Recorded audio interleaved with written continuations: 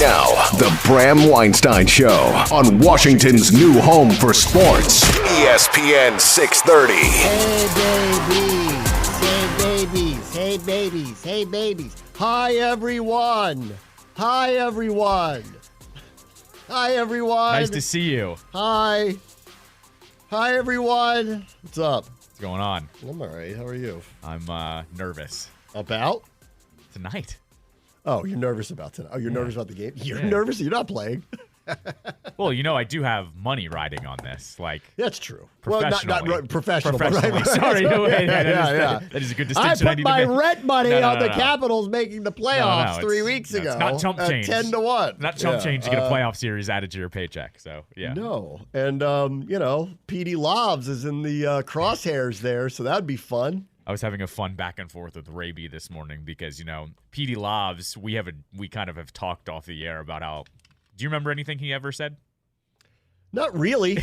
So That's a good point. He's the definition of coach speak. And so we were going back and forth on if the Caps win tonight, what's tomorrow? And it's going to be, well, they've been in playoff mode for, the last 4 weeks. The whole room's going to say the same exact crap if the Caps win tonight. Hey, listen, Lob's been around the block more than a few times. He's not Torts. He's the opposite of that. He knows how to play the media. Yeah, exactly. All right, here we go. Let's see. Boy, this team is resilient.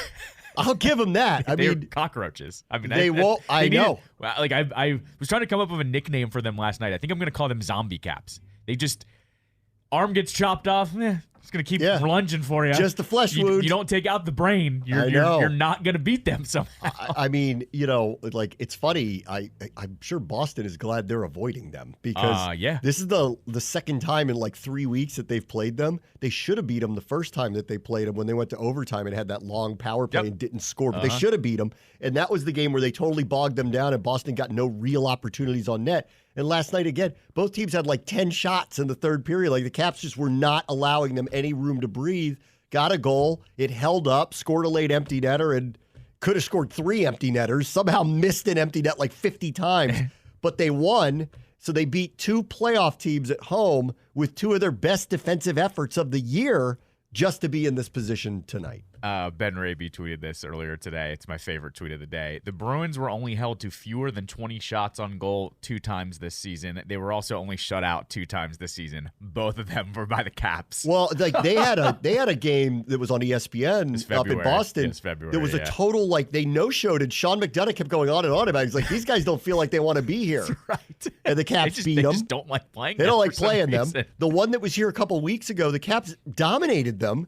It ended up going to overtime, and they got a 4-minute power play and couldn't score. It was a terrible power play, and they couldn't score, and then they lost in a shootout. But easily could have beat them, and then last night we're the better team again. So Boston is very happy to avoid them sure. Not only that, last night the D-corps was decimated. There was no Jensen. There was no Rasmus Sandin. You had Dylan McElrath, who's the captain of the Bears, playing significant minutes. You basically had a veteran and a kid paired up on each pairing, and I was shocked to see how well they all played last night. John Carlson, by the way, late season MVP. He's not the MVP because Lindgren's the MVP, but Carlson these last 6 to 8 weeks has been amazing defensively and now started chipping in offensively, and he's been the difference maker in some of these games. So, yeah, I was very, very pleasantly surprised on how they played last night. Obviously, they have to win again tonight. If they do, they're in.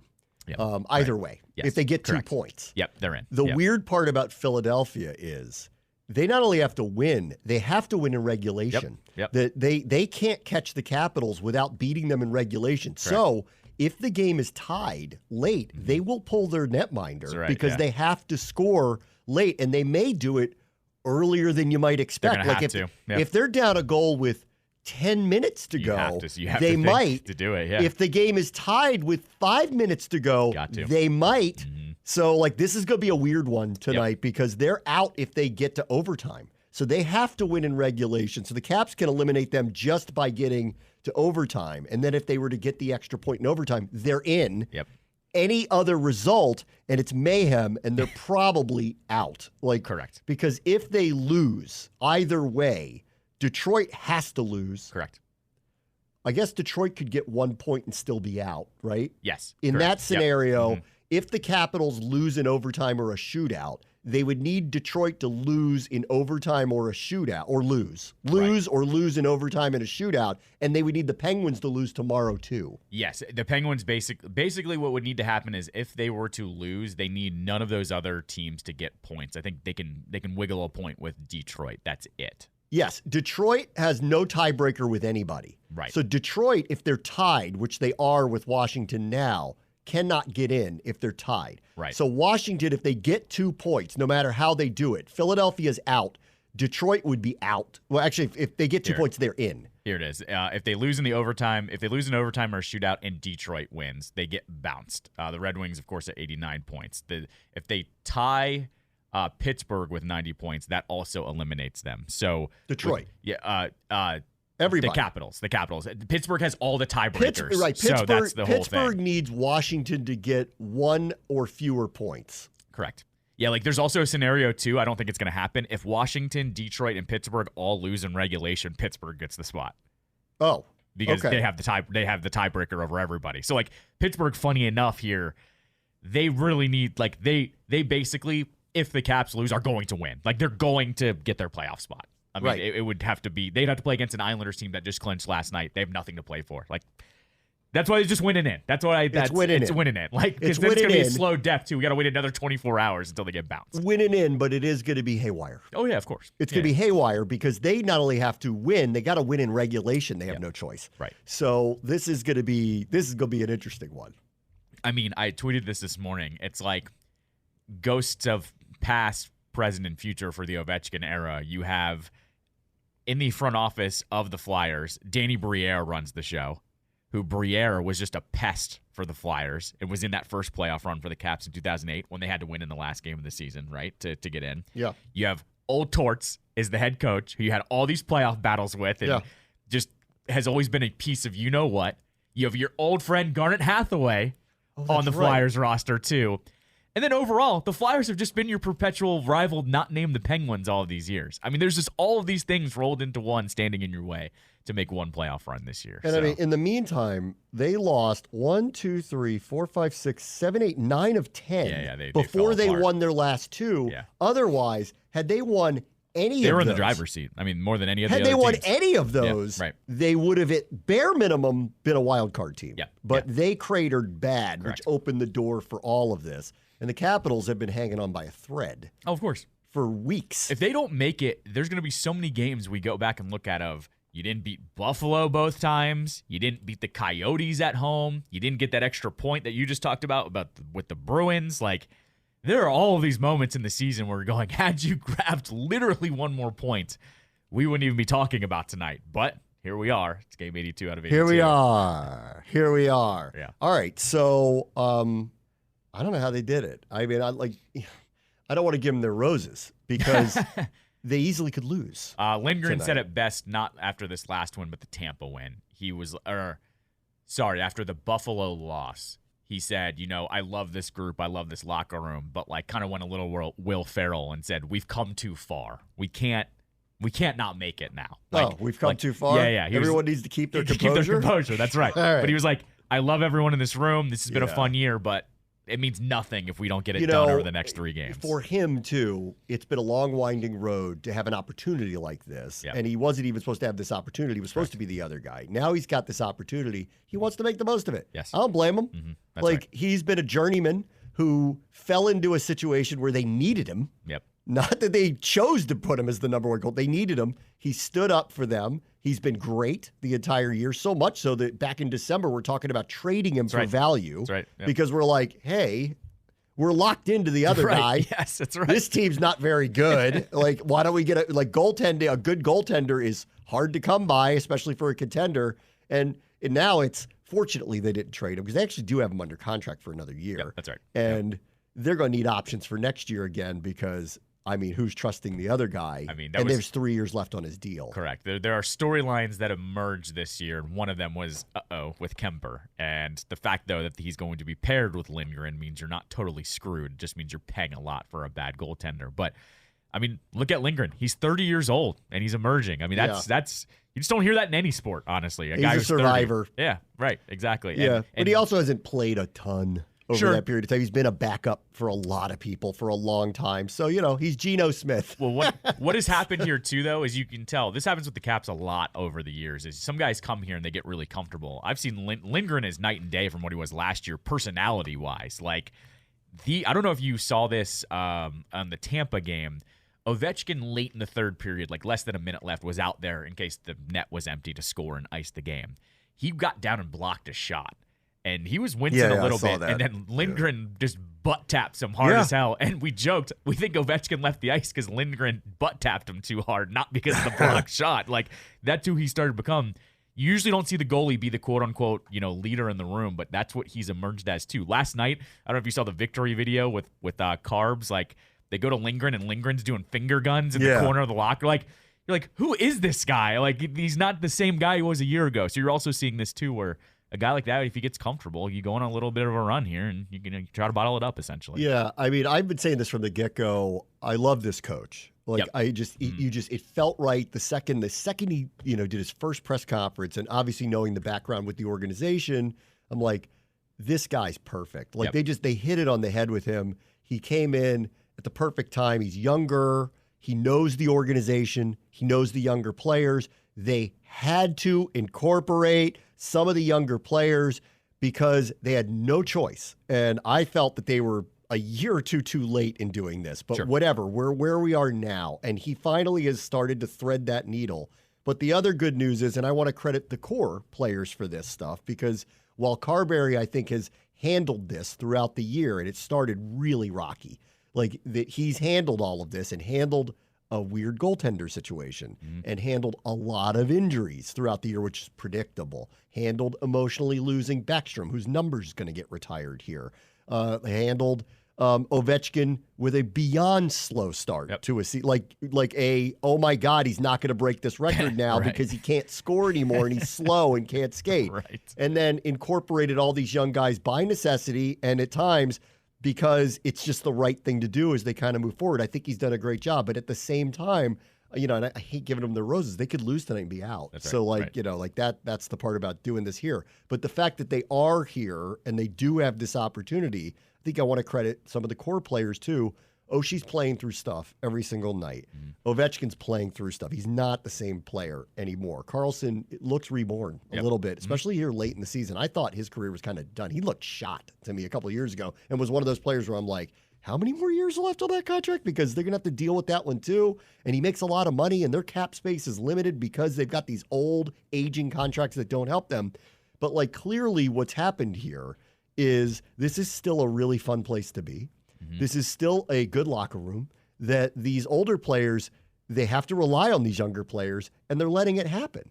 And that's the good news. That's what should be happening. There isn't the old guard club versus the new kids. Doesn't feel like there's cliques. Maybe there is, but it doesn't feel like there is, which easily could happen in a situation like this. Because the fact that as of a week or two ago, when they lost that first Buffalo game and they got run, I went, they're done.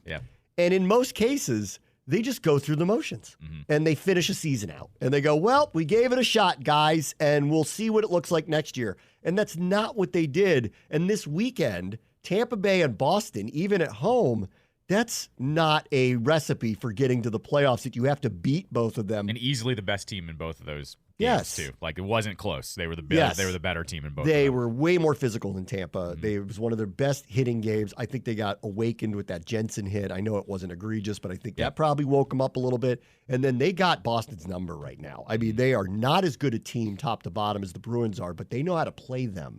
So I think Boston is very happy to stay away from them. That seems like a really bad matchup for them. And considering what happened to them a year ago where they went out early with that record, probably the last thing they'd want to be is the number one seed again and land on them. Because all of a sudden, all the pressure in the world's on them. So I want to give the core credit here because they clearly have allowed the young guys to be themselves to some degree and not ostracized them or made them feel like they're not part of whatever the legacy is. And I think maybe the older players realize they need to rely on these guys. They have no choice but to rely on them. And they figured out how to be a team, and they're keeping it together with Scotch tape because the injuries are just mounting on them. So I can't envision a long run if they do win tonight. That said, the way they are cockroaches. They won't die. And I do, as a fan, I love that team. and I love hockey, and I love that team. But more than anything, I just love when teams play this hard. You know, like it's all I can ask for. You guys play this hard tonight, and you lose. Oh well, I'm not gonna be upset about it. You play, but they easily could not have. Right. They easily could have been like, you know what, it ain't happening. We gave it a shot. We didn't quit on the season, but it's just too much, and we're gonna skate out these last couple of games, and we'll see you in the summer. That's not what they did. So I really appreciate what I've seen specifically over the last couple nights, and I'll be tuned in tonight for sure because it's going to be wild in Philadelphia because it's there. Their fans are going to be crazy. There's going to be they're going to be nuts. I actually think it's the opposite. I think you're going to see a lot of Caps fans. Really? I think you're going to see a lot of Caps fans make the drive up there. 2 hours, late season, the season's on the line. There's going to be a lot of fights then in that arena. But I don't mind saying this. Philly fans are bandwagoners. If you're not an Eagles fan, all the other teams are bandwagon. Capitals fans are way more loyal. I bet you Capitals fans, as soon as this started lining up, started buying tickets. I would not be shocked to see 40% red in that crowd tonight. 40%. That's going to be... Those tickets aren't expensive. I'm telling you, they don't care about the Flyers. They haven't been that good. It's a bandwagon town when it comes to every team not named the Eagles.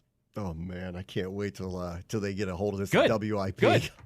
They're losers when it comes to all of their other teams. They're losers when it comes to all the other teams. You and I love Go Birds movement. Like, we respect it. It's incredible. We respect it. Like, but I don't like how they act personally in that stadium, but I appreciate the whole mood and vibe of the thing. And they love the Phillies, and they talk a lot of Phillies on all their sports stations up there. But go look at the attendance up there early in the season. They don't hop on that bandwagon until it's October. Rightfully so. They're great in October. But, like, that fan base outside of the Eagles, overrated in all aspects. I bet you there's a lot of Caps fans tonight because of that. On your point, too, on this core, I think a lot of credit has to go to Carberry, too.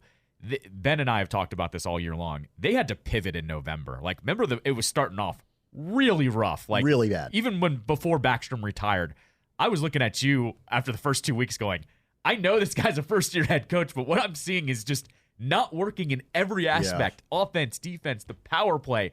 Everything was not working. And they decided at some point, okay, the goals aren't happening. We need to pivot strategies here. We are not as fast as everyone. We're slower. We need to play a little bit of a tighter game defensively. We can't get in these back and forth battles because when we do, we get blown out. They did that, and all they did was just keep collecting points. It's not like they had a very bad stretch throughout the season. They had a 6 or 7 game losing streak, a couple weeks ago, but for the most part, their actual play was a winnable style. And so I give Carberry the credit there that we've seen other head coaches try to come in here and not change their style, and it gets really stubborn in the locker room and with this coach. And this didn't happen with Carberry. He pivoted with these players. And I think to your point, too, the young players, they don't know any better. They're going to buy into whatever Carberry's telling them, and they did. And the veterans, in turn, have to go, well, if the kids are buying in, we're going to buy in, too. And that's exactly what happened. So hopefully they win tonight. And if they do, then we can talk more about this tomorrow. But the Rangers are done. But they'll be the 1 seed. So they're done. And the only option the Caps have is the 8 seed. So that's who they would play if they get there. They haven't played them since January 14th. It's been a while. It was in New York. And it's weird. They played them 3 times. The first time was in December. The Caps shut them out. Up here. And then they turned around and played a back-to-back up there, on the weekend. And the Rangers came here and lost, and then they won 2-1 up there.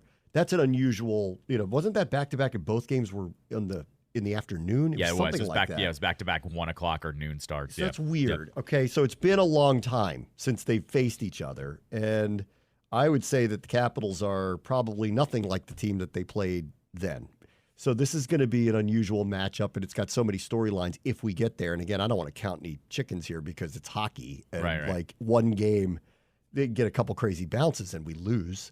And they're going to be 6-on-5 for 10 minutes if they have to be in the third period because they have to be tonight. So that's why I feel like it's going to turn into a mosh pit in that place. If this game is 2-1 Caps with 9 minutes to go, giddy up, the Flyers are going to put a 6th skater on very early because they have to get at least to a tie, right? And then decide at that point, how long do we go before we pull the goaltender again? Because they've got to get a lead. And if that happens and they don't score, mosh pit. It's going to be a mosh pit in that building tonight. That's why I'm like, forget if you are going up there to this tonight, this is a recipe for knowing what city you're going to, knowing what's on the line, and knowing what might happen, which will be very unusual in the third period. that is going to be tense and ugly. And their season's on the line. So just, show up with mace or whatever you need because it's going to be ugly up there. On that one, too, watch out if they get a power play in the second period. Like, I wouldn't be shocked if it's a 0-0 game or a 1-1 game and it's they go 6 on 4? They go 6 on 4. Absolutely. Why wouldn't you? You kind of have to, right? Like, well, they look like idiots if we score an empty net goal shorthanded. If it's 1-1. They look idiotic if that happens. Let's say, hypothetically, if it's 2-1 second half of the second period, I'd almost want my team to do that because you're kind of like... Would you start the face-off of that penalty 6 on 4?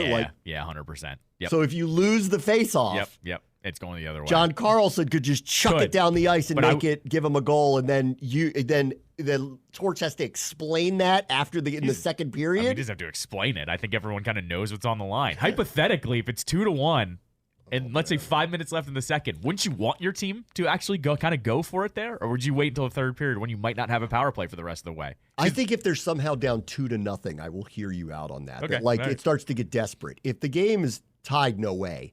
And if they're down 1 in the second period, I would resist the urge if I were them because if that could backfire. And if you're down 2 going into the third, the Caps are just going to dump.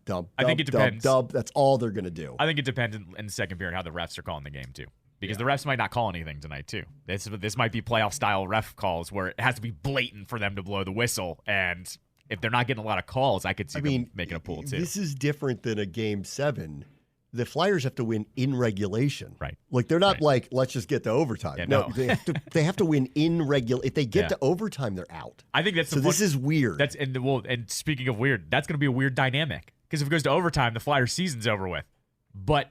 Like you don't want the Caps isn't. Right, so you don't want to assume the Flyers are just going to roll over and die. They're going to be angry and try to end their season. I also I literally can't watch a shootout. That I'm just going to have to tell me what happened after. Because the season will be on the line in a shootout. I can't. It may not be. That's the crazy part, but it probably will be. Could be dude. Because you're going to need Detroit to lose. Or at least get to overtime and the Penguins lose, even if they lose in a shootout tonight, is what you'll need. Yes, exactly. Oh, my God. This is going to be fun. Giddy up. Yeah, let's go. Last game of the season, rival up there. Like I said, you take them out. You get in. Torts, you get lobs on the other side if you win. Hathaway plays for them, too. There's a lot to unpack on this. There's a lot there. It'll be good. By the way, just because if they lose, we won't get to talk about this. The Knicks are due to play on Saturday at MSG, which means most likely Game 1 is Sunday, is pretty much what I have deduced by looking at the schedule. I have no inside info, but if I were to guess, Game 1 Sunday if they win tonight. So they've got some. Well, it depends. What time is the Knicks game? Do we know yet? Are they like an early tip? Because the playoffs go all day. The first weekend of the playoffs. The Knicks. They typically do like a noon tip on the weekend. It's TBD, but I doubt they would do a double that day. For both those teams, I would highly doubt that's going to happen. Probably not. They are probably going to want that ESPN ABC game on Sunday for the Rangers Caps.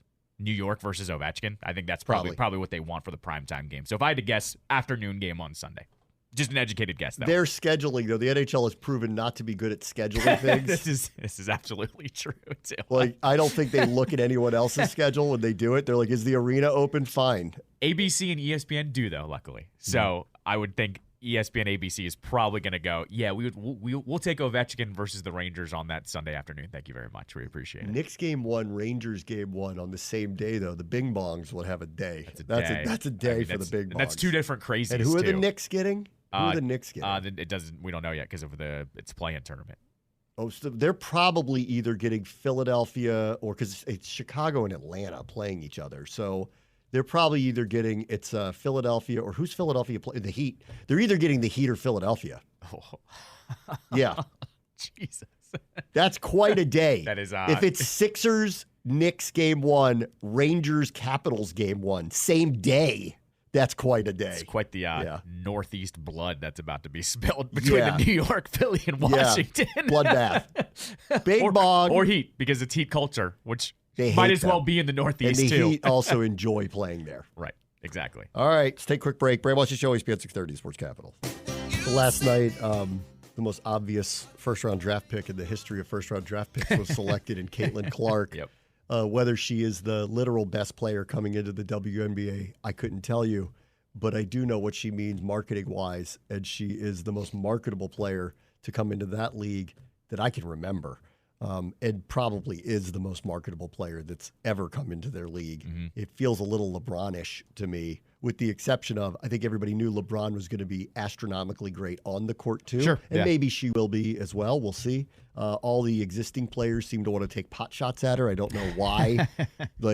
Come into the big show and all that stuff, when I think really everybody ought to settle down and be like, you have like the escalation of the awareness of women's basketball. I don't know why it's her, but it is. So sure. I think and she seems to be wearing that really well.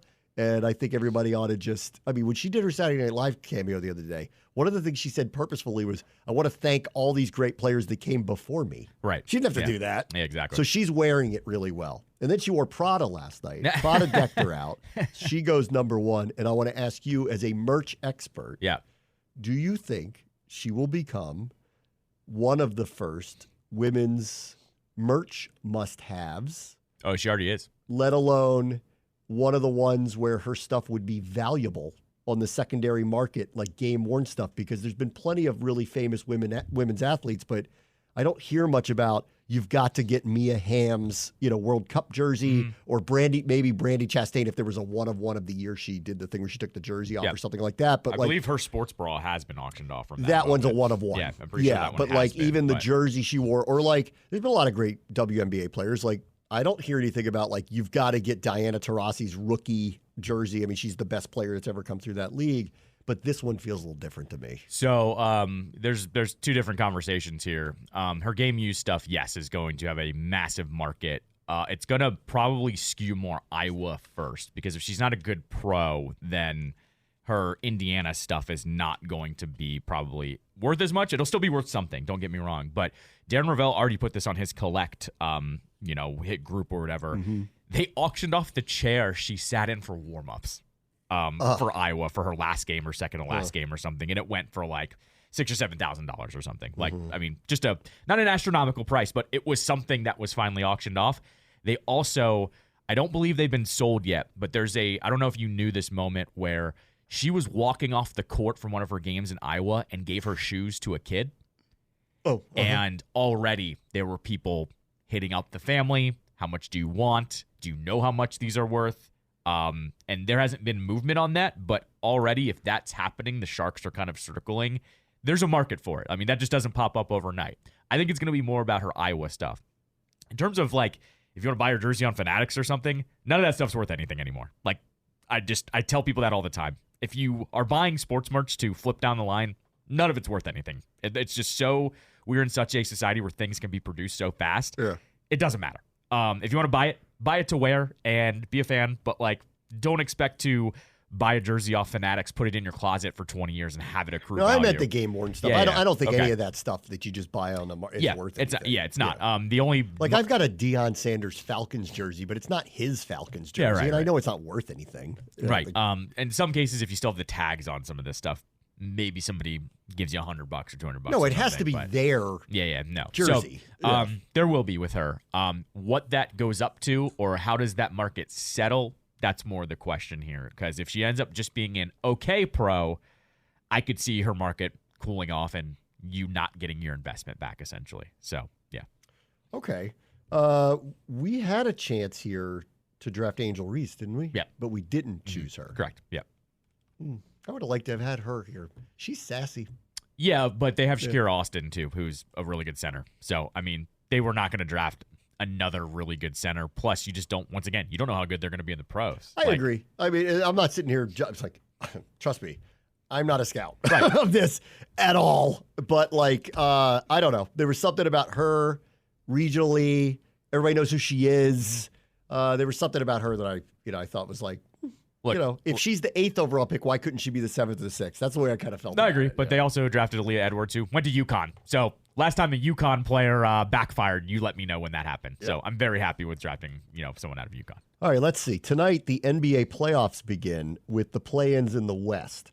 The first game is Lakers-Pelicans. The winner there will be the 7 seed, and the winner will get the defending champion Nuggets. So there are plenty of people that are going, Greeny. you know what? Well, he ain't the only one who are going, you know what? I think I'd rather be the 8 seed and take my chances with Oklahoma City than I would with Denver. And so they're yelling Tank City. Right. They're saying, Greeny used the phrase duck the smoke, is what he said. Okay. I don't agree with that. One, because if you do lose tonight, you do have to either beat the Warriors or the Kings to get in at all. That's right. Yeah, exactly.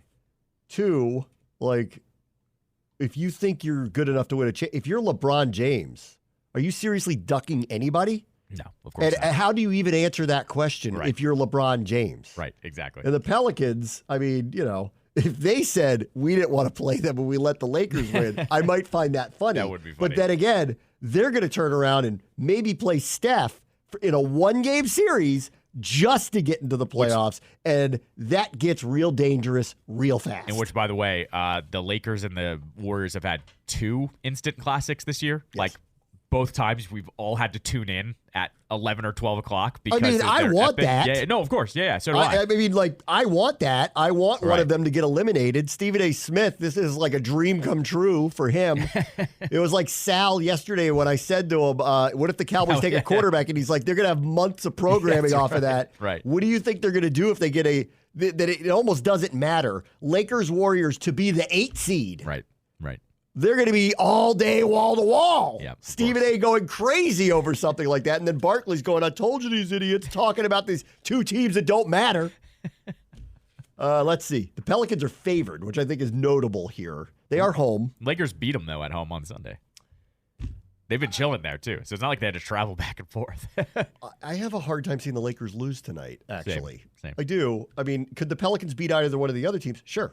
So could they end up the 8 seed? Yeah, no doubt. But, I don't know. In a one-game series, picking against LeBron feels off to me. Vegas, and there's no way that he's going to sit there and tell the media, we didn't want to play Denver in the first round, so we blew it tonight. And we're going to be like, aren't you one of the greatest players ever, and you're ducking anybody? Greeny's crew was trying to unpack this on his show, and they think Vegas knows something that, AD isn't really 100%. That essentially he's going to be dealing with something during the game, and that's why they're not favored. That's why the Pelicans can come out on top on this. Well, didn't he get hurt the other day? I thought he did.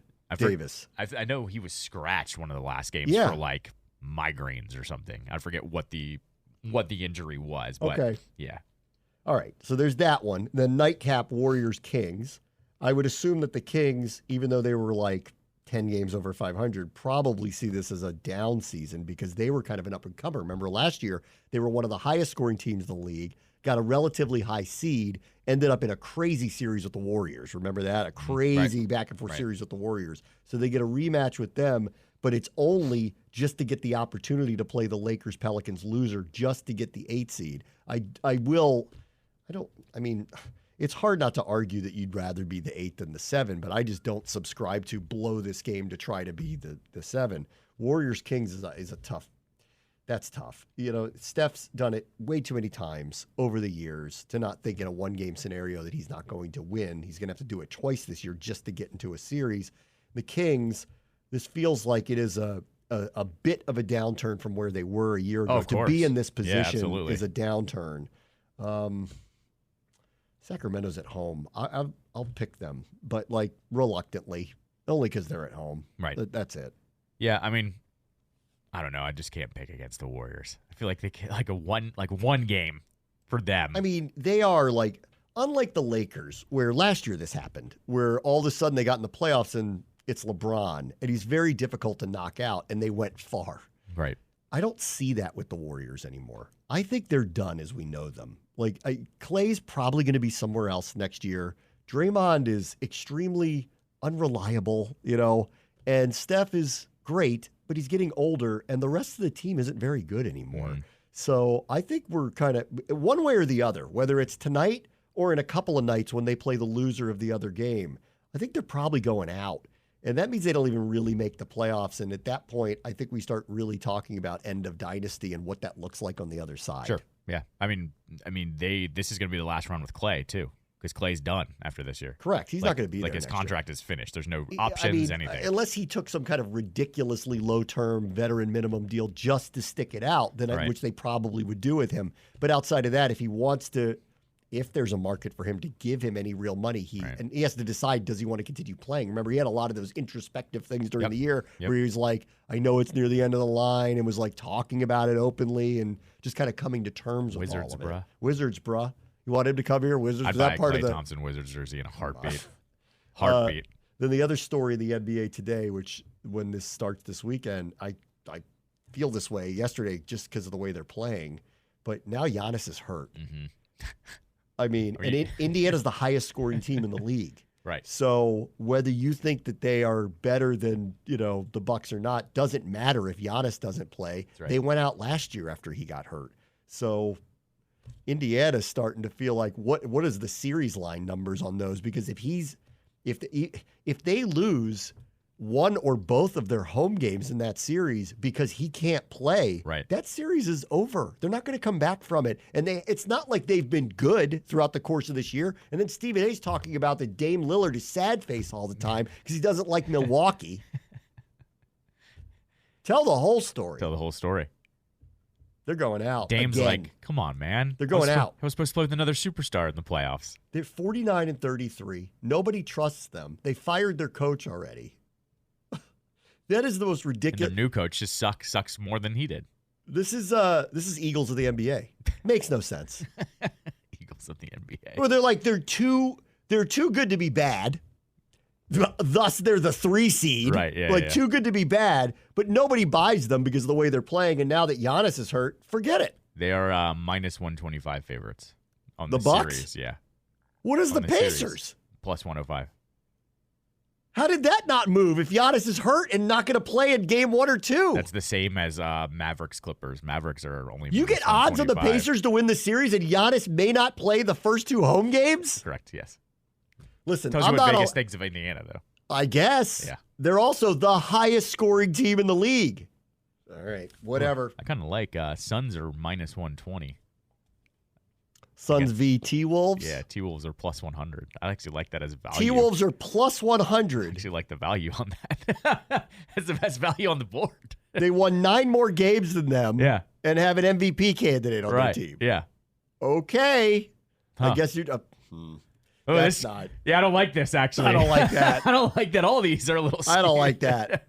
I don't like that at all. I'll be very interested to see whoever gets the 8 seed because it'll be a legitimate team. New Orleans, LA, Sacramento, or Golden State gets Oklahoma City. What is that series line? Right. I'll be very interested to see that. Your heaviest favorite is the Cleveland Cavaliers at minus 195. Over the Magic? Yeah. Well, that's the series no one wants to watch.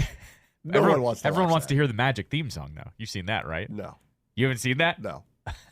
Is it terrible? Oh, it's amazing. After every win, their social media posts this Orlando Magic theme song that's amazing.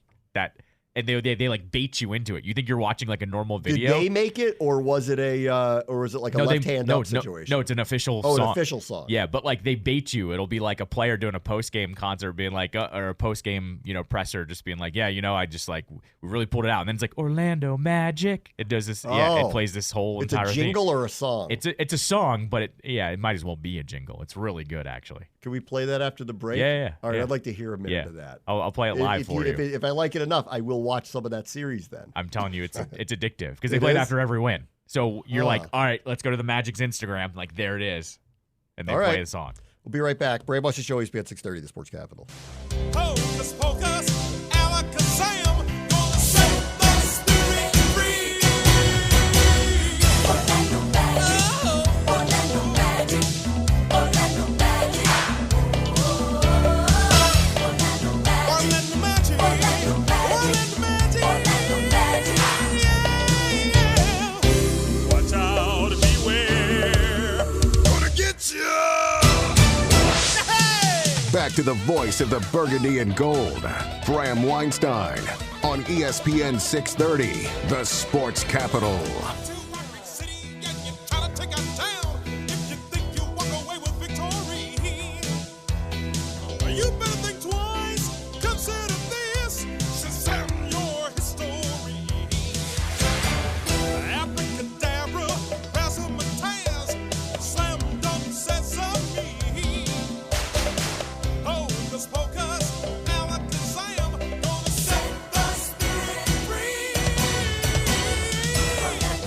is the first time I've heard this.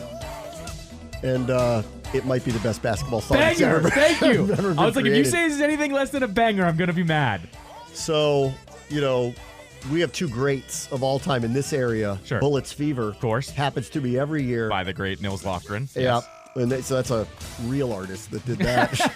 And then we had You the Man, You the Man. That's right. Which is Exactly. my personal favorite because Bullets Fever is just a little too calm for me. Right. It's just like Bullets Fever. It's very classic happens rock-ish. to me every year. Yeah, it's very classic rock-ish. Yeah. You the Man is just incredible. Right. This song, who does this? I don't know who the artist is because this is just part one of the story. That came out in 1998. Oh. Okay. It's that old. It's not new. They've just reissued it. And what happened, 1989. Yeah, because that's definitely an 80s. That's like heavy 80s there, right? And then Magic jokingly said, 1,000 retweets and we'll remix the song. Oh. And then they hired a producer, a legitimate producer from Orlando. I don't know of him. I'm sure if people are into hip hop or whatever, they know who he is. And he remixed it. And then what happened was the remix became the new victory song. And so the remix sounds like this. Orlando Magic, Orlando Magic. Orlando Magic, Orlando Magic, Orlando Magic. I like the original. But what he did is he made like a hip hop version to just put with memes behind it, essentially. Oh. Like, here, I'll play it one more time because this is all every single victory video looks like now with. Orlando Magic.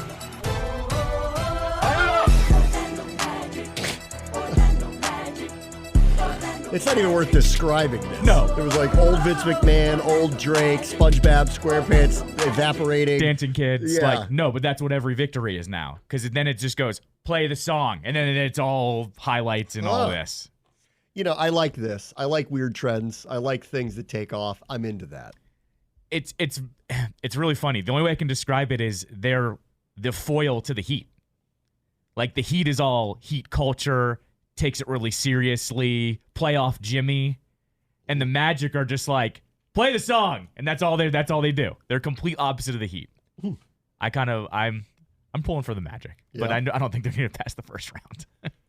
Well, I don't either, but I don't know. That song may carry them a long way. I think we need to agree. If they win, we need to play the song the next day. They're not going to get through beyond the second round because they would get the Celtics. You never know. Play the song. It's too bad. The whole though. country would be rooting for them if they get to the second round. They weren't the 6 because if they were the 6, they would get Milwaukee without Giannis. Would be pretty good. It would be pretty good. Yeah. I just saw a video the Orioles put out where they have the new owner, David Rubenstein, in the dugout talking to Brandon Hyde, and they're pointing to somebody who's at a desk. Right? Typing away, but you can't see who it is. Okay. And then they do this whole bit of who's going to tell him. And then they drop the hint of never takes a day off. And Gunnar Henderson walks out and goes, I will, and walks out to the infield where Cal Ripken has his desk at like shortstop. It says, your office is over there now. That's a good one. Okay. Pretty good. Because I saw Rubenstein tweet last night at like 9:30. Yeah. Is this normal? And it was just a picture of the desk at shortstop. And I was like, right. Oh, well, and then now everything's a story. Well, and then all the comments were like, are you extending Gunnar Henderson? Like this early, like making the joke of like, are you signing somebody? Because that could happen. But okay, so it was just a bit. It was a bit. Just a Twitter bit. Okay. Yeah, it was a bit. Right, Orioles won, beat the Twins, play them again tonight. Nationals beat the Dodgers last night. Thumbs up, boys. Did you boys. read the stat on that one? No. With the Nationals? Hold on. I'm a little checked out on them, I got to be honest with you. I understand. I'm riding the O's wave this year, guy. Riding the O's wave. I'll ride whatever wave is hot, and that wave is a tsunami right now. Fine. I'm riding that one's hot. That's a long wave, too. Oh, yeah. Mitchell Parker made his MLB debut for the Nats, started last night. Only just beat Tyler Glasnow head-to-head yesterday in Dodger Stadium. He was the first Nationals pitcher to get a win in his debut since. Debut winner? Nationals debut winner. Don't say Strasburg. Strasburg. Oh, my God. 2010. Get out of here. 14 years. Not a single. How's that possible? To record the win. Like, they have won games, but there was a no decision or he gave up runs. But a actual deciding win. He's the first one since Strasburg made his debut in 2010. And it has to be their first start. Yeah. First start no matter Correct. what. Correct. Like, not like Scherzer's first start in Washington. No. Like debut. MLB debut. Huh. Okay. That's unusual. Good for him. Thumbs up, boys. I mean, I can hold on. Let me just go through here because I did. Okay. These are the pitchers that made their debut in between. Yuneski Maya, he was not good. Tommy Malone was a pro, all right. Nate Carnes, Taylor Jordan, AJ Cole, Joe Ross didn't do it. Lucas Giolito didn't do it. Reynaldo Lopez didn't do it. Eric Fetty didn't do it. Austin Voth didn't do it. Will Crow didn't do it. Joanna Doan didn't do it. Evan Lee didn't do it. Jackson Titro didn't do it last year. Kate Cavalli didn't do it. Jake Irvin didn't do it. Jackson Ruckledge didn't do it. Mitchell Parker is the guy that won his MLB debut. You'll notice on that list there are not many great names that have come through there either. That's the other problem with that. Most of those names you read didn't win many games at all. That's right. And so kind of how their development has gone.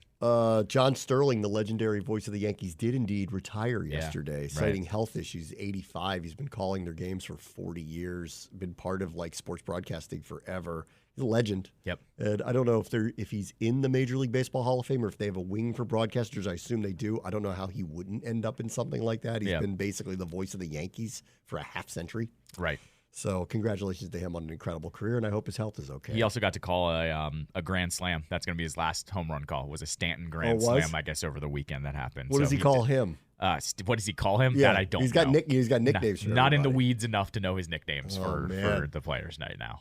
Okay. Yeah. And then the other one, I love this headline. Whitey Herzog passed away. Yep. So I can't believe they wrote this. Hall of Fame skipper Herzog, known for Whitey Ball, dies. Jeez. Guys, we stopped playing Whitey Ball when Jackie Robinson showed up, guys. So maybe he can be known for something else. And it was Jackie Robinson Day yesterday. Yeah. Whitey Ball, huh? His family's like, I don't know. I think people are gonna get the wrong idea about our dad. So maybe you want to like change the headline. He wasn't into Whitey Ball. Yikes. Yikes is right. Yikes on that one. All right, I'll be right back. Bram, watch the show. ESPN 630, the Sports Capital. I was not surprised that Albert Breer got a exclusive with Dan Quinn, but he did because that was Ron's guy. Remember that? Whenever Ron spoke to Albert Breer, it was like, oh, Ron's talking to Albert Breer. Right. Or Albert Breer says this. Yeah. Wonder where he's getting that from. Who told him that? Let me guess. Does his name start with an R? Either name, first or last? Oh, I forgot to run this by you because you haven't been in studio. I'm adding a piece of memorabilia to my collection that is involving Ron. Oh, you are? You can't glasses? No. So you can't really get like game used coaches gear. I just want to hear your opinion on this because I might be crazy. But you can't get game used coaches gear unless it's like a hat or a polo or something. And in that, there's only a label that has an RR on it for Ron Rivera. But through a source that I get this stuff from, one of his hats became available. But do you remember in the second half of this year, they put the flags of a country they wanted to represent on the side? Do you remember this at all? No. He put a flag on the side of his hat that only you could get if you were a coach. So I got it. What flag was it? I have to double check because I forget. It's escaping me. I didn't recognize that flag. No. I looked it up and I just don't want to say the wrong one. Right. It was a hold, please. Is it Puerto Rico? Maybe. Can I see the flag? Yeah. Is it red, white, and blue with a star? It's with one star. Yeah, it's this one right here. Yeah, that's Puerto Rico. So it became available, but it has a Puerto Rico flag on the side. Yeah. I didn't pay a lot of money for it. Is that weird to you that I added that to collection? Get a head coach of my NFL team? That's a one of one. I like one of one things. All right, cool. They were 4-13 last year, just to remind you. Oh, totally. No. Remember, I collect bad things. It's not a memorable season. Remember, I collect bad things. That's right. Guys. That is a guys. The other one I really wanted. Do I want to talk about that one on the air? What? The other one that I really wanted. What's that? I wanted a Jack Del Rio visor from a certain moment. Oh, no, you don't. No, you do not. I collect bad sports memorabilia. No, you do not. You want the dust-up I want visor? the dust-up visor. You want the dust-up visor? That goes in a glass case, by Yes. the way. With a picture. Yeah, with a picture of him. Yeah. With you right next to him. I hope you could see the look on my face when he was saying it. The look on my face when he was saying it was priceless. Because the wheels were turning real fast. And I remember sitting there going, how long is this going to be before it gets on Twitter? That's what it looks like, by the way. Like, it has just the flag on the side. But you can tell that it's I don't see a star on that. Is that not a Puerto Rican flag? That might be a different flag. Maybe it is different. I don't know. Puerto Rico's got a star on their flag. I don't know if they. I don't know. Either way, I'll look it up. But what I'm getting at is the source I get it through. They basically get all of the Commanders' used equipment and they sell it for charity. So you can look at pictures and go, oh, well, that's that. That's clearly that. Oh, that sweatshirt has 31 on it. That's clearly Cam Curls. Like, you getting any EB things? No. His were there. Those? His were there. Oh, yeah? Yeah. Why don't you want one of those? Because he wasn't the head coach. Like, I'd rather. But you want Del Rio. He also wasn't the head coach. That's an iconic moment. Is it? What's iconic's an interesting word for that. Memorable moment. Well, would you put up the statement that had to be made next to it? Yeah. Oh, 100%. Yeah, absolutely. Ron's statement. Yeah. I have the Jack's statement. Yeah. I would put all of it. Yeah. That's kind of a virtual experience you need to go through. I think it's a shadow box and there's a statement on each wall. Yeah, and you click on the QR code for and you get a media. Yeah, you get the YouTube. You get an explanation. You get Ron's speech. You get Jack talking about taking down Twitter after that. You want Jack Del Rio Smithsonian exhibit. That's a Smithsonian exhibit. Yeah, as you know, I was part of that new exhibit that opened up. So I'm thinking museum wise now. How are you going to do the dust up? You got to do a whole thing for it. So that was among the things that happened in my time covering and being part of this team. That is a top 5. I'll never forget that. That was. I texted you moments after it happened. It's rare that you sit there and you go, I just witnessed something that within 60 seconds is going to be trending on Twitter. Like trending. Instantly. Trending. Not just happened, is trending, and it's going to be massive. The second he said it, I went, the wheels were turning. I'm like, oh my God. That's it. That's the one right there. That's the Puerto Rican flag. That's okay. So he had a couple of different ones. Good for you. That's the one. Because I remember I looked up that picture, and that's What'd you pay for that? $40. $40 to get Ron's game-worn Puerto Rican Commander's hat. Yeah. Okay. It's about right? All right. I didn't break the bank. That hat new is $40. Correct, yeah, exactly. Not the one he wore is $40. Ron ever does a signing around here, I'll get him to sign it for me. So that's what I'll do next. Let's see. Albert Breer spoke to Dan Quinn. Yes. Let's see what he said. His piece starts with Dan Quinn took the extra 2 weeks of the NFL affords to new coaches at the start of the offseason program, kicking off the first one in Washington on April 2nd. Over the years, those have generally been used to get a jump on players lifting together, meeting with new coaches, and getting a jump start on installing the new schemes. And all of that's been mixed into the Washington Commanders' past 2 weeks in Ashburn. But the more important stuff, as Quinn sees it, had nothing to do with X's and O's. To kick off the offseason program, he gave his assistant coaches and players a homework assignment, asking them to put together their version of, quote, my story. Each would be a PowerPoint presentation with pictures to show teammates and colleagues of what their why is. Oh, okay. So he said this, quote, in the first couple of weeks, I really just want the connection player to player, coaches with players. That's at the top of the pile. I've always felt like you can coach people to the depth of that relationship. The better you know somebody, the harder and deeper that coaching can go. If it's just surface level, it'll be surface level coaching. As we're building these relationships from coaches to coaches and players to players, and there's a lot of new players in the locker room, we'll get good. But we have to get good in the locker rooms and in the meeting rooms first. That connection and the way we talk, and past that, the spirit of competition, whether it's in the weight room, doing workouts, talking having fun, pushing each other to see where it can go to, that's where the real competition is. It's you and me going out to train and run and pushing one another to see how good we can get. That's called chemistry. And I am, sign me up for that. Yeah, of course. This is everything I've heard about him. All his ex-players, when they all talked about he's a home run hire, they all said he gets to know you. Yep. Literally gets to know you. Tressway said in the first press conference he did as one of the players who came back when the offseason program began, he said on the media Zoom, he said, I texted him and congratulated him on getting the job. And he said, come to my office, we'll meet. And he said, of the 20 minutes, 3 were spent on football. Right, yeah. Granted, Tress is a punter. I mean, still. Yeah, I know. A punter who's been around the building longer than anyone else. That's true. Yeah, no, absolutely. So if you were going to pick somebody's brain about what's been going on around here for the last 10 years, he'd be the perfect person to actually talk to about. Or you can go watch Hang Time. Up to you. One of the two. It might have been Tress or one of the other players that spoke on those when they were going to the car wash Zooms, that day they came back.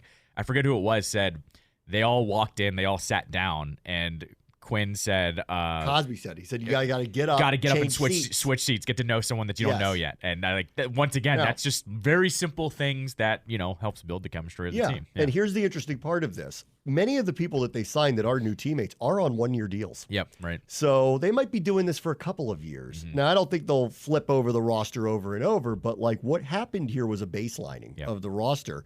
And in a lot of cases, I look at people like Bobby Wagner and I go, here's a leader who was brought in, and will he be here beyond this season? Probably have to do his desire to play, his ability to still play, at the level that he needs to because of his age. Then there's a guy like Jeremy Chin where I go, okay, they're taking a shot. This guy 2 years ago was great. If they can unlock him again and keep him healthy, maybe he's someone who is here long term. But if they can't, well, no harm, no foul. Right. They'll move on from him too. And we talked about this through free agency that the vast majority of the deals that they did, actually all of them, were very disciplined and aggressive all at the same time. None of them are long. None of them are for tons of money. They still have a ton of cap room left because they didn't really spend all that much on any one or two particular players. And so while Dorrance Armstrong figures to be here 3 to 5 years, most of the other people they signed, Cleveland Farrell, Dante Fowler, Jeremy Chin, they're not Austin Eckler. They're all extremely short-term deals. Right. So, but I do, in light of all of that, I do like this. I do like hearing this, and I do like I like the idea of, listen, everything's new around here. It's not just me. It's you too, and we're going to figure this out. And I've agreed with that sentiment all along. It's the players who determine how good a team is going to be. That's right. There are a lot of great coaches in the league. He may be one too, and but there's a lot of great ones in this league. The bad ones quickly. That gets exposed quickly. But the people who are competitive at it, are good at it, have the acumen for it, like Dan Quinn or many others around the NFL. The difference between them winning and losing is, 1, do you have the talent to do it? 2, do you get the luck with not a lot of injuries? 3, does your team like each other and want to play for each other? And I think Ron had that going for him, actually, the first couple of years into year 3. I think he lost that last year, which was the big mistake that he made when he took his hands off the wheel and gave up too much control to other people, and his players were trying to nicely tell him, we play for you. And he said, but now you play for them. That was the big mistake that he made. And I like what Quinn's doing here. We're baselining. I know a lot of you guys don't know each other. You're coming from different places. You have different ideas. There's different experience levels. Bobby Wagner's going to go to the Hall of Fame. Dante Fowler's had a great long career. Jeremy Chin was a Rookie of the Year candidate whose career turned very quickly. Now maybe he gets it back. Eckler's had his experiences for a long period of time. Let's all get together, get to know each other a little bit. And I'm trust me, I'm all for that. Sure. Yeah. I mean, well, it's not only goes to the players, it goes to everyone. I mean, everybody's new from the front office down. I mean, I would hope he's setting this example for not just the players, but all the new front office people too. Yeah, I did an interview this morning for somebody with the Giants media because they're doing their own mock draft thing. Yeah, but the majority of the interview was because I'm like, who we're picking, and or we got a pretty good guess. Two or three. Two or three choices, and really it's probably one of two. And I'm like, but the majority of the conversation was, what's going on down there? And I'm like, what isn't? This whole thing is new. Top to bottom, the whole thing is new. And not just owners, the front office, the support staff that we've seen over the last couple of days. They just hired someone today to help them work the politicians to get a stadium, who's got a lot of experience on Capitol Hill, to the former NFL executive yesterday that was hired to help them try to get an edge when it comes to conditioning, rules, game planning, all of that type of stuff that I wouldn't say was overlooked, but they're a mature organization that's looking at literally everything to try to find an edge, to a roster that has to get up, change seats because nobody knows each other. Mm-hmm. I mean, this was a really strange thing. And that even filters down to there's a lot of people that I worked with on the sales side that have come and gone over the last, few months because everybody was uncertain about their jobs, so Sure. and like, I don't know, it wasn't like a prove it or you're out. Like it wasn't a firing line type of thing, but last year was awkward for everybody who was involved with the team because none of us really knew what the new ownership group was thinking, what they'd want to do. And so there's a lot of people, that names you don't know, that work in there, that are part of the sponsor relationships, that are part of all the aspects that make the team go, that were wondering about their futures. And some have come and some have gone and some have stayed, and everything's different over there. Sure. Literally everything's different over there. And so I agree with all of this. Quinn goes on to say this: it ties the two baseline tentpoles of Quinn's new program, connection and competition. Truth is that's not much different than what he emphasized in Atlanta over 5+ seasons, including 3 trips to the playoffs and a Super Bowl appearance. The competition piece is in part borrowed from the Pete Carroll program that Quinn worked in twice. The connection element is something that's always been Quinn's own. So the Commanders aren't getting a totally different guy that the Falcons got 9 years ago. But we've, said this over and over and over about him, and this is what we've heard about him. The players love playing for him because he gets to know them, because he puts them in a position to succeed. The defensive players love him because their stats end up getting packed. Mm-hmm. Oftentimes, the secondary guys love him because their interception numbers are high.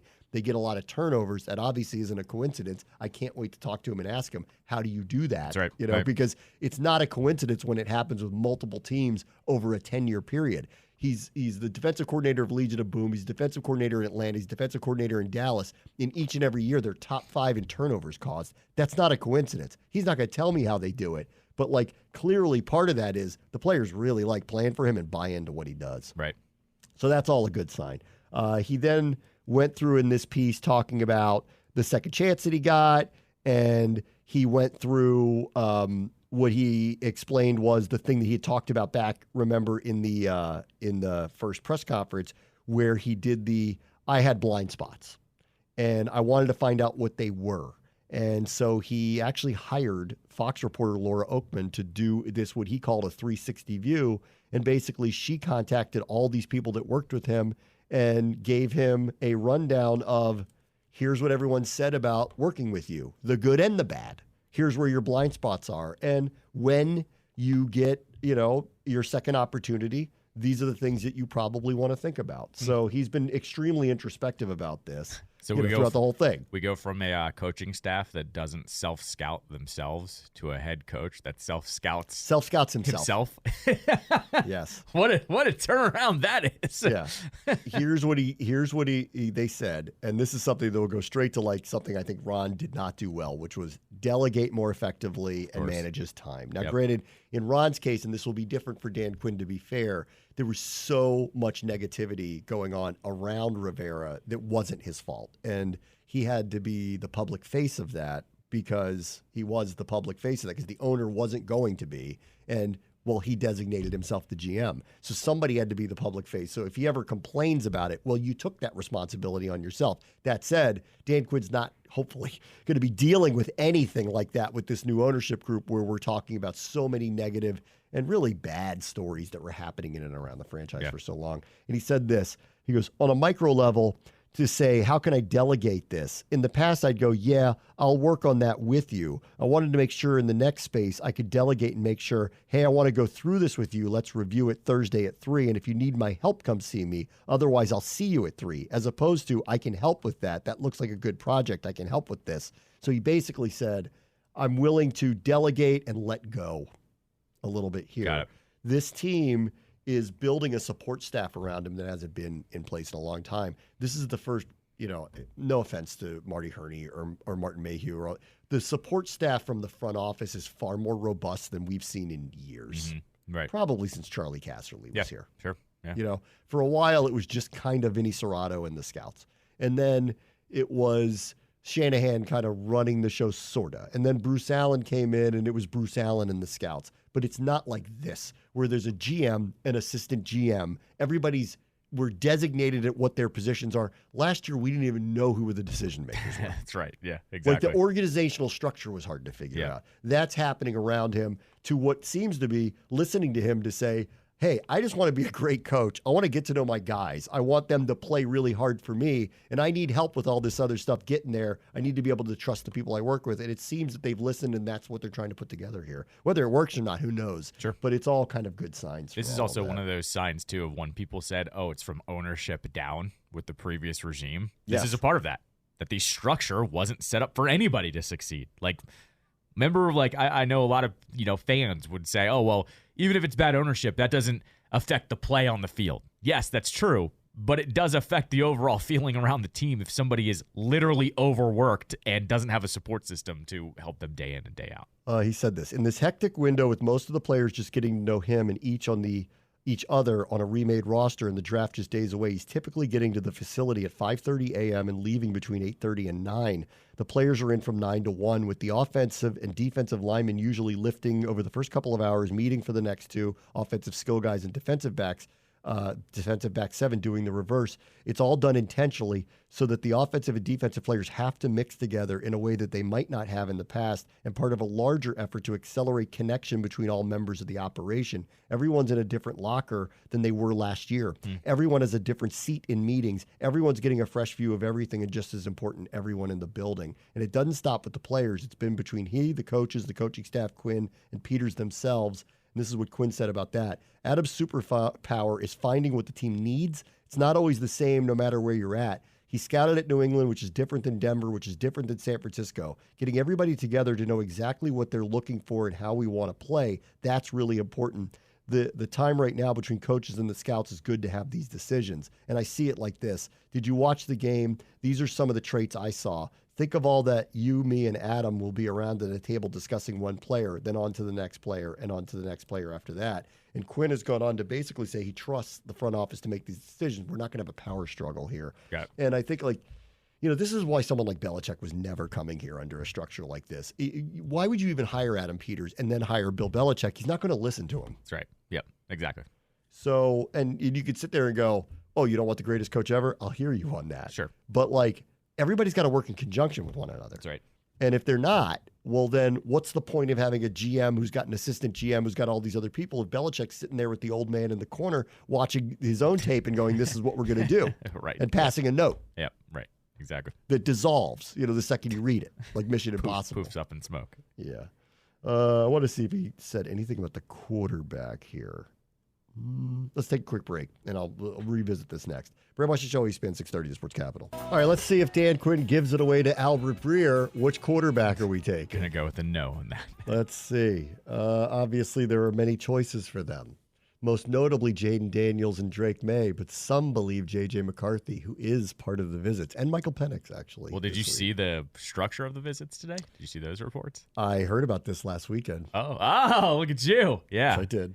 Big group meeting. Yes. Not unlike what he's doing with the actual roster. So, in fact, I think the guys might be surprised what they do in the group meeting. Oh. There might be an activity. Oh, we can get like Survivor. They're going to eat bugs, something like that. Nothing that. No, I know. No. I'm just messing with you. Yeah. Maybe a little competition, though, outside of football. Okay. Put it that way. That sounds about right. Okay. I mean, probably some teamwork, right? Some team building with new people, new faces. Yeah. Yeah, if you go to a place in and around Ashburn, you might see a lot of draftable people. Oh, maybe. okay. All right. Oh, don't say that out loud. You're going to get all the draft nerds to drive out there. Possibility. I don't know. They haven't told me what they're going to do. But I had heard about this, that they were going to bring a lot of people in and they're going to have them interact with each other. So we'll see how it goes. Is there laser tag out in Ashburn? Laser tag. That'd be fun. They got a cool go-kart place out there out in that area. I'd go meet them for that. I'll go race Jaden Daniels. Let's go. That would look like actual Mario Kart just because of the sheer size of the people getting in those go-karts. I would probably run J.J. McCarthy into the tires on the side. It's probably what I would do. Schefter, breaking news. Jaden Daniels tears knee up in go-kart accident. Yeah, that won't go well. That will not go well. Let's see. When asked about what he looks for in a quarterback, this was his latest. I'm looking at what happens when a play breaks down. What happens when a pressure happens? What about in man-to-man? Where's the leverage that he's throwing to? I almost look at it like I was just playing the guy to say what gives him trouble and what he absolutely excels at. That way I can hit those guys and say, here's something that I saw. Do you feel that as well? So he is going, I'm going to throw everything at you. Right. Let me see if you can answer my questions. and then I'll leave it up to Adam and Cliff to tell me who we're taking. Right. But that's my opinion on the whole thing. He is going with the modern approach, though, off script. I mean, this is the modern NFL right now. And this moment in time, and this little stretch we're in, off script is... Off script with your arm. Yep, right. Exactly. Off script. This is why I love Caleb Williams. This is why I think the Bears are going to love Caleb Williams. He can run, not like Jaden. He can run, but he doesn't look to do it. The play breaks down, and he can make plays with his arm. Right. And that's what I'm going to want to see from either Drake May or Jaden Daniels. Like that, because that is the NFL right now. People will come with these elaborate pressures. What we've seen in recent years, the last couple of years, we didn't do a lot of it. We were really behind on all this stuff. There was all this faux pressure stuff that all these defensive coordinators were doing. They would bring up 6, 7 guys to the line. You didn't know who was coming. And sometimes they'd bring 3. Sometimes they'd bring 6. Like, you didn't know. It was hard to tell from the alignment what kind of pressure was coming. We didn't do a lot of it. It ended up, I think, hurting us defensively last year. But, nowadays, what you think you see is maybe not what you see. Dan Quinn is a specialist at this. So is Joe Witt. Look at all the turnovers that they generate. So can you deal with it? And if you can't, how are you going to extend the play? Can you do it with your arm? Daniels is exciting because if it is of last resort, and that's what you want it to be with running, unless it's a designed play, if you do have to run, well, there's kind of nobody like him in the draft that can escape the way that he can escape. But it should be last resort. It should not be the first thing you think of. It shouldn't be first read and go. I think that's where Justin Fields got into a lot of trouble, that if the first one wasn't there, he was going to take off. And on the days that people didn't contain him, you were in trouble because he was such an effective runner. And on the days you could, well, he'd make mistakes or take a lot of sacks. In Daniel's case, what I'm hoping and I'm excited about, if you watch him at LSU, it is, I wouldn't call it last resort, but he wasn't looking to run. His eyes were downfield. He's scanning the field. He's just capable of doing it at any point in time. And that's what I'm hopeful. And I think Dan Quinn is seeing that. Sure, yeah. All right. So that's Albert Breer back in the hip pocket of the head coach. So let's keep that noted as we move forward here. Could also be calculated there. This regime wants to get their positive messages out there and why they're so great. How do you do that? You get to the national media with that. Yeah. Or maybe, you know what? I may have this backwards. It might not be Ron. It might be the Commanders' PR likes Albert Breer. And when they decide they want to tell a story, we tell it to Albert Breer. Could be that. They might like, I mean, let's be honest here, too. Breer does usually tell a story. He doesn't just throw a tweet out there. So it is a different approach to what, Schefter and he's not Howard Eskin. He's not like, let me talk to Dan Quinn. Yeah. Here's what this dummy said to me today. Yeah. He didn't do that. He just tells the story. Here. Yeah. Hey, Chrome Dome, what are you going to do on defense with that team? Looks like he's from high school. Where's his hat backwards? Yeah, right. That's his article. All right, let me talk about the receivers. I haven't gotten around to that one yet. The Eagles do it again. Preemptively signed Devontae Smith to an extension. I don't know why more teams don't do this stuff. I mean, why more teams allow these players to get to these points when they know that they're going to want to retain them? Right. Never totally made a lot of sense to me. And you always end up getting a better deal if you do it in advance. Yes. So they did. Right. Go ask the Vikings how that one's working out. Right. Now Justin Jefferson wants $8 trillion and probably a trade. Right. I'm still waiting for that one. I told you that. I told you that from the get-go. Watch out for them on draft day because they have the best wide receiver in the game. So they could get real squirrely. Yep. Right. Exactly. Is it possible Arizona's going to get him to get the number 4 pick? Oh, that'd be awesome if that did happen. I mean, I would ask them, do you just want to take Marvin Harrison or do you want to get – because you have to pay Justin Jefferson. You got to pay him the biggest. Of course. You got to pay him. Right. But – you'll probably get him in a first-round pick. Probably get 2 first-round picks. They're going up to number 4. You might get him 11 and 23. Yeah. So you'll get the receiver. If I'm Arizona, I'm going, we know why you have both those picks. Right. You want to get up to here. We're aware. Yeah. So we want both of them. Yeah. You're not being really coy about the whole thing, guys. Right.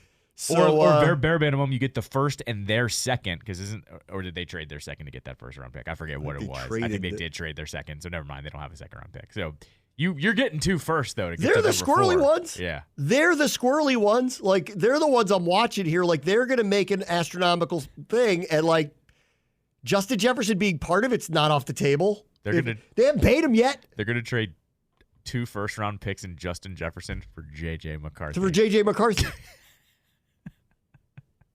It's going to be hilarious. That fan base is going to melt down. Noted Packers fan Steve Zabin. I will be tuning into his live stream that night. That is going to be a you-know-what show.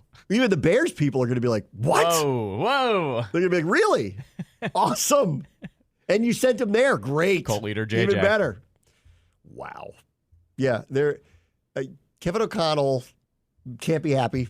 Right, correct. Justin Jefferson's probably going to be gone. Mm-hmm. If they do something crazy like that, it's going to be unbelievable. Let's see, what else? Brandon Ayuk. Mm-hmm. Okay. I understand why he's linked here. Adam Peters. Of course. Do we need another receiver? Yeah, we do. Sure. Like, we only have one that's making real money. Jahan's still got 3 years left, assuming they pick up a fifth-year option because he was a first-round pick. We have 3 years of him under control. Yeah. And after last year, I don't think it's of his fault. I think he was misutilized. But, they don't pay him very much because he's still on a rookie contract. Right. So we got a lot of cap room. Brandon Ayuk played with Jaden Daniels at Arizona State. Okay. What does San Francisco want for him? His agent is denying, by the way, that he wants a trade. Oh, okay. He also wants a big deal, and San Francisco doesn't seem to be giving it to him, and they have to be out of cap room. I mean, I don't know how they would have anything left. Right, yeah. Let me see if I got this right. Bosa, Nick Bosa's got a deal. Yep. Deebo Samuel's got a deal. Trent Williams has a deal. Mm-hmm. Christian McCaffrey has a deal. Fred Warner has a deal. I know I'm missing somebody big, too. Hold on. George Kittle has a deal. You said Bosa, Williams, who? Bosa, Williams, Deebo, McCaffrey, Fred Warner, Kittle. He's a tight end, so he doesn't make as much, but it's still for a tight end, it's a big deal. It's pretty impressive. You got Trent. You got 6 out of the top 7. Who's the other one? Javon Hargrave. Javon Hargrave, right? They got him in the offseason last year. They had to let Eric Armstead go because they ran out of money. Yep. I don't see how they're paying Brandon Ayuk. After they gave Deebo the money, I don't see how they're paying Brandon Ayuk. And the next 3 after that are Travarius Ward, Malik Collins, and then Leonard Floyd are all the next guys in line after that. So, yeah, they are. They have a good safety, too, that they have to think about. Halanga, they got to think about him. That's coming up, too. Mm-hmm. Kittle, they'll probably have to redo. And then they haven't paid their quarterback yet. Right. So let's see how that goes. They got a couple more years left with that, but we'll have to see how that goes with that one. So him getting dealt would not be a surprise to me. Him being linked here because he played with Daniels, if that's who they're going to go with, I would argue that Washington could use another really good receiver. Couldn't you? And with the cap room that we have, why wouldn't you consider that? I mean, I wouldn't mind the trade, but I still absolutely hate the give up draft capital and paying a guy. It is the worst of both worlds. You're giving up an asset, and what if you're giving them that third-round pick that they gave us for Chase Young? Okay, if it's a third-round pick, great. But I don't know what his market is. We're not giving him a first-round. We don't have a first-round pick to give him. Right. So that's not happening. But if it's a second-round pick, I think that's a little much. High second, I wouldn't do it. Yeah, I wouldn't do it either. No, the high second to me is either a tackle or moving back into the first round. Right, exactly. That's the most likely scenario to me. But I think the way I look at it is, yes, they need a wide receiver, but they need other things more than another wide 100%. receiver. So, I mean, I think it kind of just depends on what's there. I mean, that's going to be I would wait to make it a true draft day trade. If you don't like the tackle that's there, you don't like the tight end that's there, you decide, well, we can get him and bring him in here and have him for an extended period of time, and he's in his prime. We got to get a tight end, but I think the tight end can be addressed either with that second round pick or a third round pick, frankly. Right. A tackle has to be addressed. I know they keep poo-pooing it, but it has to be addressed. So that high second round pick is either getting packaged with something else to go back into the first round, or if they're fortunate enough to just land on the person that they want anyway, that would be the best case scenario, that they do that. I don't think they can kick that can down the road. I really don't. That's the one. And then corner's another one. They have to get another corner. Right. So I agree with you. On the pecking order of things that are necessary, I don't think that Brandon Ayuk is that high on that list, but he's available and he's talented. And Peters knows him. So this is one of those where, I would argue that a third primary target on the outside is necessitated here. I don't think that's right now their number 3 receiver is Jamison Crowder or Olamide Zaccheaus. So they need another receiver. That's not or Diami, I suppose. Diami was... or Diami, but he hasn't produced very much in the period of time that he's been here. So I don't know how this staff is going to feel about him. Oh, you mean Ron's draft pick hasn't produced? Hasn't produced very well here. So we'll have to see how that goes. But I don't know. So I understand the link for sure. And then, there was last week, Instagram had the Malik Neighbor saying, I know where you're going and you're going to meet up with one of your old pals, which was he's going to end up in either New England with him or he's going to end up here with him.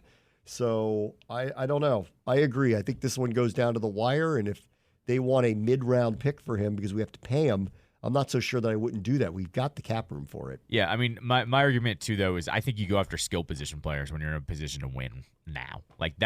That's always been my philosophy. They're not in a position to win right now. We know this is going to take at least a year to fill out their needs, if not a little bit more. Well, there's one more offseason is what I mean here. Yes.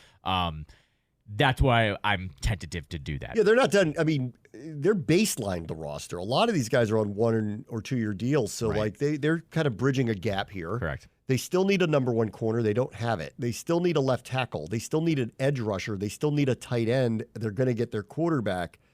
I agree it's not the highest on the pecking order, but talent when available is something that, Peters in San Francisco did for years, seizing to bring them in. I don't think this is a void here, but I think it would make their offense significantly better to have him. Right. I love Terry and Jahan, but there is a definitive need for a third real target. I agree. And he might ascend to being their kind of number 1 if that ends up happening that way. So we'll see. So I don't know. I'm all right with that. And then the other one is CeeDee Lamb doesn't have a contract. Right. And CeeDee Lamb apparently is doing the hold in or not showing up to the voluntary stuff, which I don't actually think at this point in time is that big of a deal. Right. But again, the reason why they're doing what they're doing with Dak is because they're bracing for paying CeeDee Lamb, bracing for paying Micah Parsons. They don't want to have a quarterback making $60 million a year unless they're winning Super Bowls with that player. That's right. So we'll see how that one shakes out. Right.